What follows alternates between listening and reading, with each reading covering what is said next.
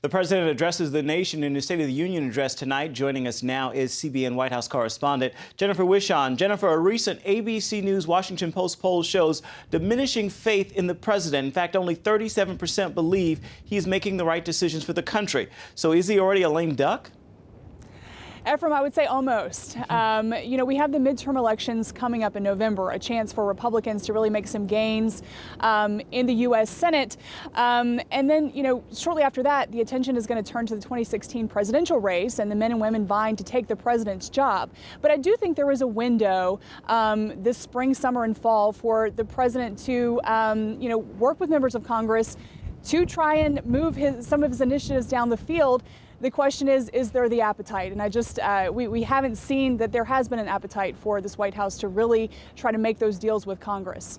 Well, we know that he's relied on speeches in the past, but outside of health care reform, many would say he's accomplished very little. Is anyone listening anymore when it comes to the speeches?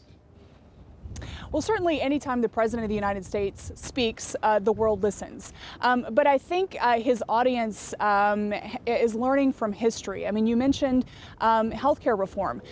We see that, that's no longer a lofty promise. It is now a reality that in some ways has been atrocious. And I think members of Congress and the American people now see that, some of these promises, and the president is excellent at making speeches, but he's not good at following up with those promises. So maybe people will be listening with one ear open. Well, the Washington Post says that he plans to bypass Congress and use more executive actions. What policy initiatives will he pursue, do you think, through executive action? Yeah, the president has made it very clear the past few weeks. He has a pen and he's not afraid to use it to take executive action.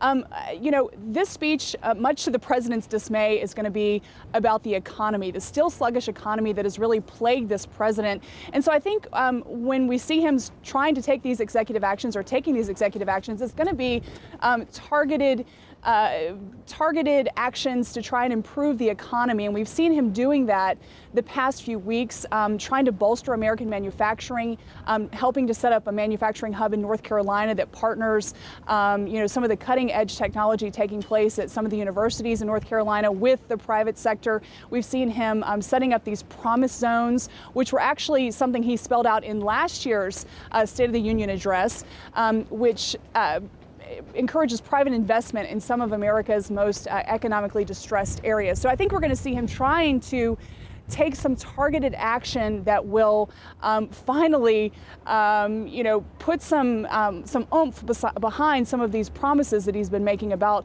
improving the economy. Well, Jennifer, I have to ask that if he's going to push the pen, will that not hurt his relationship with Congress and create even more ill will between them? Absolutely, it will. But I think at this point in his presidency, kind of nearing the middle of his second term, he's worried about legacy. And the president really wants to be able to leave office and say that he improved the economy and say that he, was able to move the ball on immigration reform and other things. And so I think at this point, maybe he's not going to be so worried about that ill will on the other end of Pennsylvania Avenue. All right, Jennifer Wishon, the president delivers the State of the Union tonight. We know you'll be listening. We'll be waiting to hear what you say. Absolutely. Thank you.